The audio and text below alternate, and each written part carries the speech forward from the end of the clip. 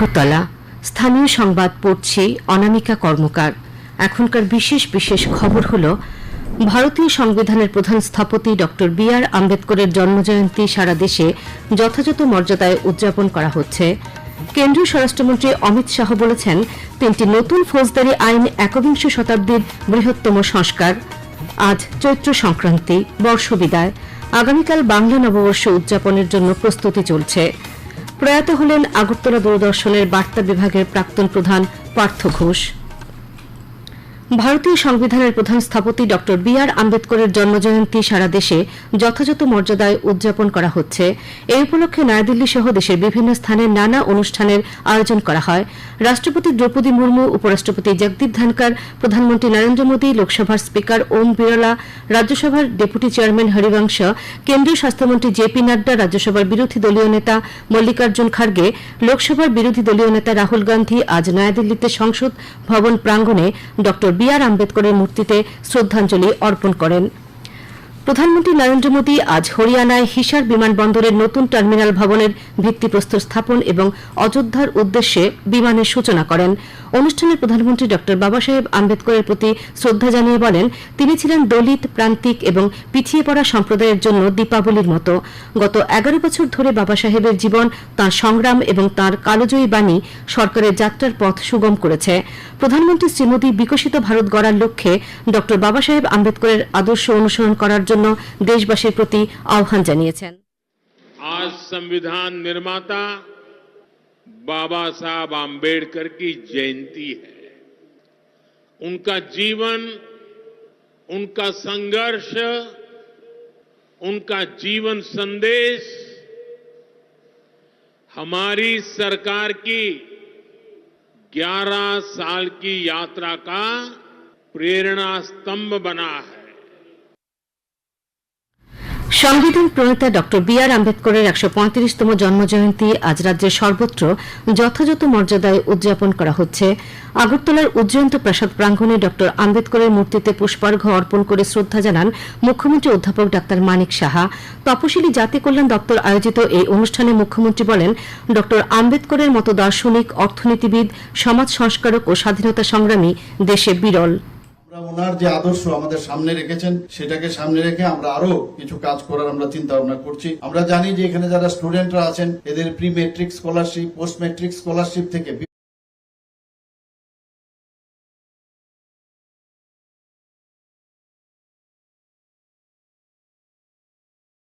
Post metric scholarship থেকে বিভিন্ন যে সুবিধা দেওয়া, হোস্টেল থেকে আরম্ভ করে বিভিন্ন ভাবে ওনাদের যাতে আর্থিকভাবে সাহায্য করে ওরা সামনের দিকে পড়াশোনা করতে পারে, বিভিন্ন বৃত্তি আমরা দেওয়ার চেষ্টা করেছি। এখানে মাধ্যমিক পাশ করার পরও তাদেরকে আমরা বৃত্তি দেওয়ার আমরা ব্যবস্থা আমাদের এই ডিপার্টমেন্ট থেকে, তপশিল জাতি যে ডিপার্টমেন্ট আছে সেখান থেকে ব্যবস্থা করা হয়েছে।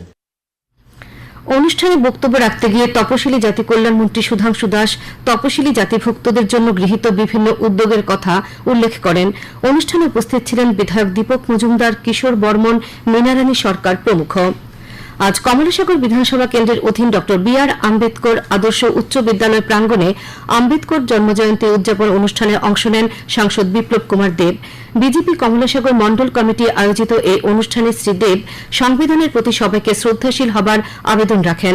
উপস্থিত ছিলেন বিধায়ক অন্তরা সরকার দেব, সুশান্ত দেব, সিপাহীজলা জেলা পরিষদের সভাধিনেত্রী সুপ্রিয়া দাস দত্ত।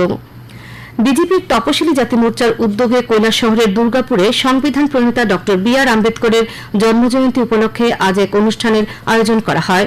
উপস্থিত ছিলেন শ্রমমন্ত্রী টিঙ্কু রায়, বিজেপির জেলা সভাপতি বিমল কর, তপশিলি মোর্চার রাজ্য নেতা মিলন কান্তি দাস প্রমুখ। ত্রিপুরা তপশিলি জাতি সমন্বয় সমিতির উদ্যোগে দক্ষিণ ত্রিপুরার রাজনগর ও গৌরাঙ্গ বাজারে আয়োজিত অনুষ্ঠানে আম্বেদকরের প্রতিকৃতিতে শ্রদ্ধা জানান প্রাক্তন বিধায়ক সুধন দাস ও অন্যান্য নেতৃবৃন্দ।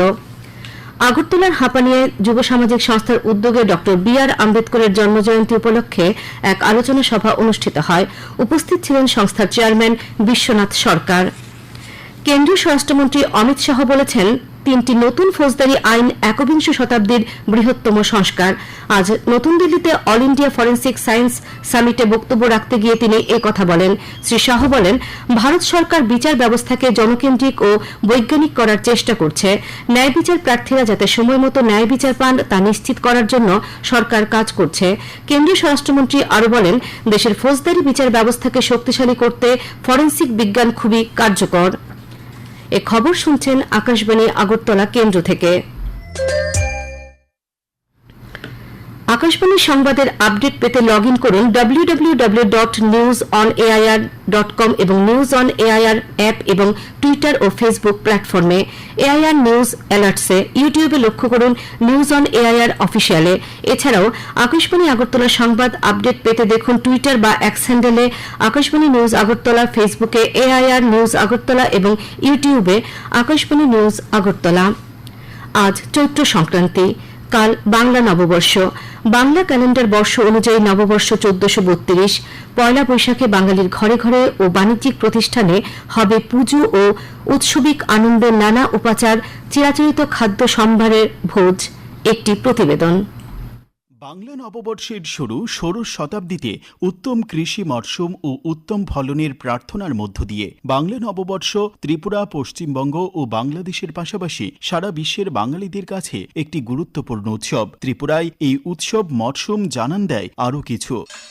বাংলা বছরের শেষে চৈত্রের শেষ দিনে শিব ঠাকুরের মহিমা মণ্ডিত গাজন উৎসব ও নতুন বছরের শুরুতে চড়ক পূজা অন্যতম আকর্ষণ।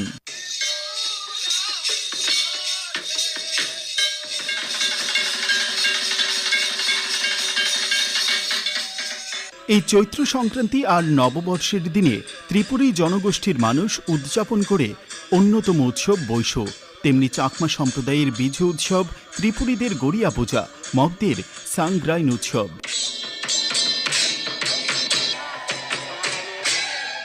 বিশিষ্ট সাংস্কৃতিক ব্যক্তিত্ব উদয় শঙ্কর ভট্টাচার্য আকাশবাণীকে বলেন, ত্রিপুরায় জাতি ধর্ম নির্বিশেষে ধর্মীয় ও সামাজিক উৎসবের যে বৈচিত্র্য দেখা যায় তা সমস্ত দেশেই এক বিরল ঘটনা। বাংলা নববর্ষের প্রথম দিনে এই অঞ্চলের সম্প্রদায় নির্বিশেষে সবার প্রার্থনার মন্ত্র হয়ে ওঠে রবীন্দ্রনাথের কথা, মুছে যাক গ্লানি, ঘুচে যাক জরা। প্রাণের আবেগে নববর্ষকে উদাত্ত আহ্বান জানিয়ে সবাই বলেন, এসো হে বৈশাখ। বহু সাংস্কৃতিক সংস্থা কাল গরিমার সাথে পালন করবে নববর্ষ। চিরাচরিত সংস্কৃতি মেনে সমাজ ও সম্মিলনীর এক অর্থবহতা নিয়ে আসে নববর্ষ উদযাপন। নবীন ও নতুনের দিকে মঙ্গল যাত্রার আহ্বান। সংবাদ কক্ষ থেকে আমি রাহুল লোধ, আকাশবাণী সংবাদ, আগরতলা। বাংলা নববর্ষ উপলক্ষে রাজ্যবাসীকে শুভেচ্ছা জানিয়েছেন অল ত্রিপুরা ব্লাইন্ড কমিটি। কমিটির তরফে নতুন বছরের সভার সুখ সমৃদ্ধি কামনা করা হয়েছে। বছরের শেষ চৈত্রের বিকেলে উত্তর জেলার বিভিন্ন জায়গায় আজ চড়ক পূজা ও মেলা অনুষ্ঠিত হল। গোটা জেলা প্রস্তুত আগামীকাল বাংলা নতুন বছরকে স্বাগত জানাতে। বিভিন্ন ব্যবসায়িক প্রতিষ্ঠানে আগামীকাল হালখাতা ও গণেশ গন্ধেশ্বরী পূজার আয়োজন করা হয়েছে। আগামীকাল সন্ধ্যায় ধর্মনগরের কালীদিঘির পাড়ে বৈশাখী বৈশ্য সাংস্কৃতিক অনুষ্ঠানের আয়োজন রয়েছে। আজ চৈত্র সংক্রান্তির দিনে কৈলাসহরের নানা স্থানে চড়ক পূজা অনুষ্ঠিত হয়। এই উপলক্ষে মেলাও বসে। আগামীকাল নতুন বছরকে বরণ করার প্রস্তুতি পর্ব চলছে। নতুন বছরের প্রথম দিনে আগামীকাল সন্ধ্যায় কৈলাসহর রামকৃষ্ণ মিশন আশ্রমে সাংস্কৃতিক অনুষ্ঠানের আয়োজন রয়েছে। প্রয়াত হলেন আগরতলা দূরদর্শনের বার্তা বিভাগের প্রাক্তন প্রধান পার্থ ঘোষ।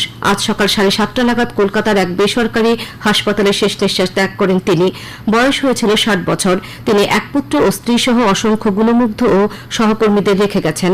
প্রয়াত পার্থ ঘোষ আগরতলা দূরদর্শনের পাশাপাশি কলকাতা দূরদর্শনের বার্তা বিভাগের প্রধান হিসেবে কাজ করেছেন। বহু গুরুত্বপূর্ণ পদে কাজ করেছেন দিল্লি দূরদর্শনেও। এছাড়াও Akashvani Kolkata, press information bureau, central bureau of film certification, central bureau of communication সহ প্রসার ভারতীর নানা শাখায় গুরুত্বপূর্ণ পদে অত্যন্ত দক্ষতা ও সুনামের সঙ্গে কাজ করেছেন। পার্থ ঘোষের প্রয়াণে আগরতলা ও কলকাতার সাংবাদিক মহলে শোকের ছায়া নেমে এসেছে। তিনি কলকাতা প্রেস ক্লাবের সদস্য ছিলেন। কলকাতা প্রেস ক্লাবের পক্ষ থেকেও পার্থ ঘোষের প্রয়াণে গভীর শোক প্রকাশ করা হয়েছে। আগামীকাল আকাশ আংশিক মেঘাচ্ছন্ন থাকবে। রাজ্যের কিছু কিছু জায়গায় বজ্রবিদ্যুৎ সহ হালকা থেকে মাঝারি পর্যায়ে বৃষ্টিপাতের সম্ভাবনা রয়েছে। তাপমাত্রা সর্বোচ্চ 36 ডিগ্রি সেলসিয়াস এবং সর্বনিম্ন 24 ডিগ্রি সেলসিয়াসের কাছাকাছি থাকতে পারে।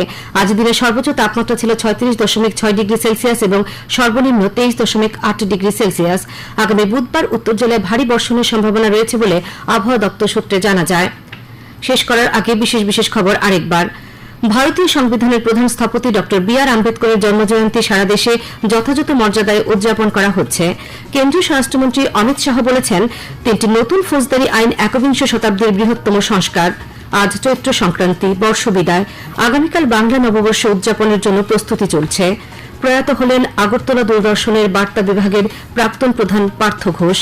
স্থানীয় সংবাদ আজকের মতো এখানে শেষ হল। পরবর্তী বাংলা স্থানীয় সংবাদ প্রচারিত হবে